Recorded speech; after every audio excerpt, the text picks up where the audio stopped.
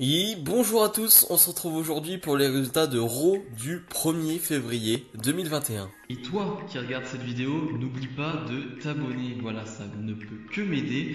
Et si tu le fais pas,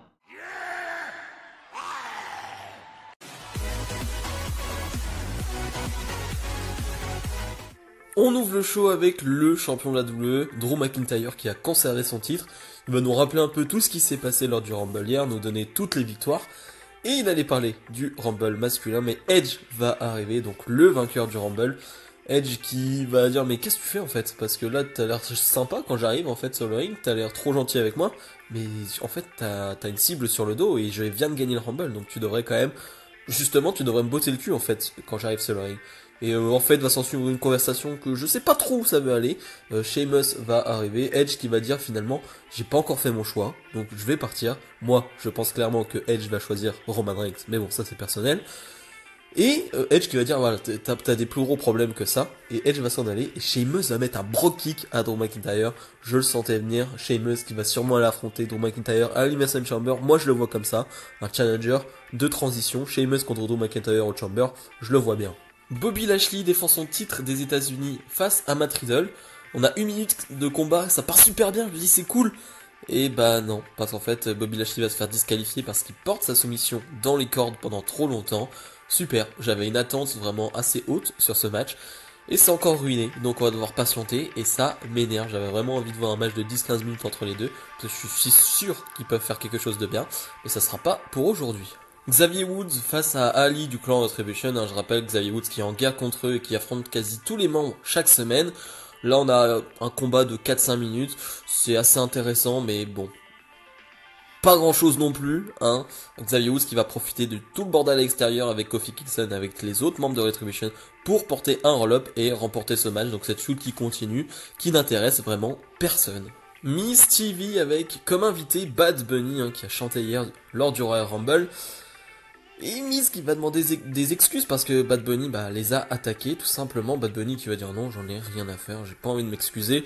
Miss qui va dire je peux faire comme avec Daniel Bryan, au début c'était un B+ player, un joueur moyen, on va dire un superstar moyenne, mais je l'ai fait monter en haut et tout, et maintenant c'est un main eventer. Je peux faire pareil avec toi si tu veux, je peux t'apprendre le catch, tout ça. Bad Bunny, je suis pas du tout intéressé. Moi je suis juste là pour introduire un ami, et c'est Damian Priest qui fait ses débuts du côté d'Euro. Je trouve que c'est une bonne introduction, oui, c'est assez léger, mais voilà, t'as une star internationale qui t'introduit, c'est pas si mal. On va avoir Damian Priest contre The Miz. Voilà, là non plus, pas grand chose à dire, c'est un match assez moyen. C'est une introduction pour Damien Priest face à un ancien champion de la WWE. Damien Priest qui va l'emporter. Voilà, je suis content de voir Damien Priest à Raw, je pense qu'il y a un gros potentiel, je pense qu'il y a vraiment quelque chose à faire. Après, comme d'habitude, hein, c'est le booking, c'est comment la WWE va le mettre en avant ou non. Mais sur le papier, il y a vraiment des choses intéressantes à faire avec Damien Priest. Hurt Business défend son titre par équipe face à la Lucha House Party. Que dire, c'était excellent, un excellent match par équipe. Vraiment, c'est un excellent match. Les Hurt Business, Cedric Alexander et Shelton Benjamin forment vraiment une superbe équipe, vraiment. Bon, on met toujours les problèmes de communication de côté parce que on nous vend ça en ce moment et ça par contre ça m'énerve, mais dans l'ensemble c'est une très bonne équipe et la Lucha House Party ça fait juste plaisir de les voir catcher, du superbe catch par équipe. Grand Metalik va faire un hot tag sur la fin qui est fantastique, vraiment c'est un match que je vous recommande, c'est du pur bonheur. Le Hurt Business qui malgré sa mauvaise entente va l'emporter et c'est pas plus mal, vraiment superbe match. Match à 3 équipes pour déterminer qui aura une opportunité d'aller affronter les championnes Nia Jax et Shayna Baszler. Donc on retrouve Naomi et Lana, donc Naomi qui fait son retour, voilà, elle était de retour au Rumble hier, mais là on la voit catcher dans un match. On a les championnes sortantes, Asuka et Charlotte Flair, et on a Dana Brooke et Mandy Rose. Un match pas très intéressant, vraiment. Il y a 2-3 moves cool, on va dire, quand Naomi est sur le ring. Sinon dans l'ensemble, c'est pas ouf, mais c'est pas mauvais. Lana, Mandy Rose, Dana Brooke, qui sont les éléments les plus faibles de ce match. Oh, c'est pas fou, mais voilà, il y a rien de gerbant, j'ai envie de dire.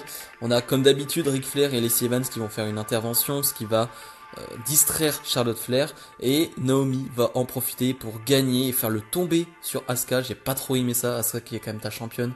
et qui se prend à tomber comme ça de Naomi. J'aime pas trop ça. Donc Naomi et Lana vont aller affronter Shayna Baszler et Nia Jax dans un prochain show.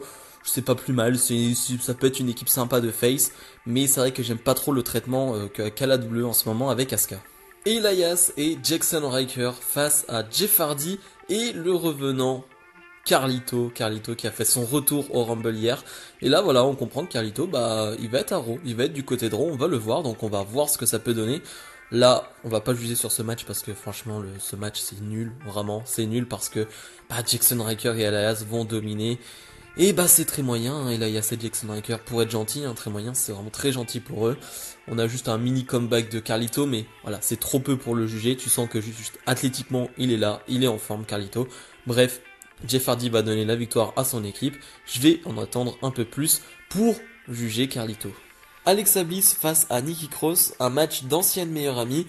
Le match en lui-même est mauvais, vraiment faut le dire, c'est un mauvais match. Juste on va jouer sur le côté psychologique, c'est-à-dire qu'Alexa Bliss va de temps en temps se mettre en ancienne meilleure amie de Nikki Cross, c'est-à-dire qu'elle va se changer en ancienne meilleure amie, vous savez, avec son ancienne tenue, elle le fait depuis quelques semaines, elle va faire que ça, elle va changer de temps en temps, ce qui va troubler Nikki Cross, et Alexa Bliss va en profiter pour gagner ce match.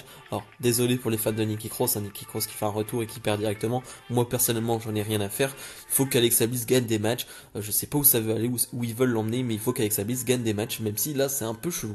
Et donc le main event qu'on nous avait annoncé dans la soirée, Edge contre Randy Orton, on nous le vend un peu comme le dernier chapitre de cette rivalité, en mode battez-vous une dernière fois, réglez vos comptes une dernière fois et ce sera fini.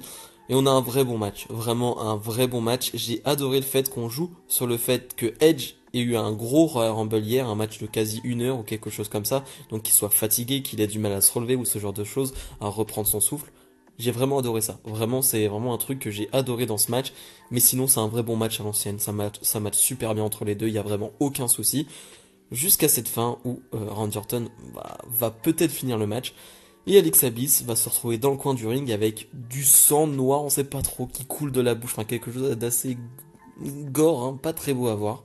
Randy Orton va être distrait. Spear de Edge et Edge l'emporte. Donc, victoire de Edge. On continue la feud Orton, The Fiend, Alexa Bliss, ça j'aime bien. Je pense qu'il faut que ça aille jusqu'au Rumble, en tout cas c'est ce que j'espère. Jusqu'au WrestleMania, pardon. Et Edge, voilà, qui gagne tranquillement avec une intervention. Donc c'est pas une énorme victoire, mais il fallait qu'il gagne face à Orton pour clôturer ce show. Bilan de Raw, comme d'habitude, un Raw assez moyen. Je vais quand même pas me plaindre parce qu'on a eu un Edge Orton dans un show télévisé gratuit. Franchement, je vais pas me plaindre de ça. Franchement, c'est un genre de match qui doit se retrouver en pay-per-view et là on a un Raw dans un main event, donc je vais pas me plaindre de ça. On a eu quelques segments sympas, on a Carlito, on a Damien Priest qui est là.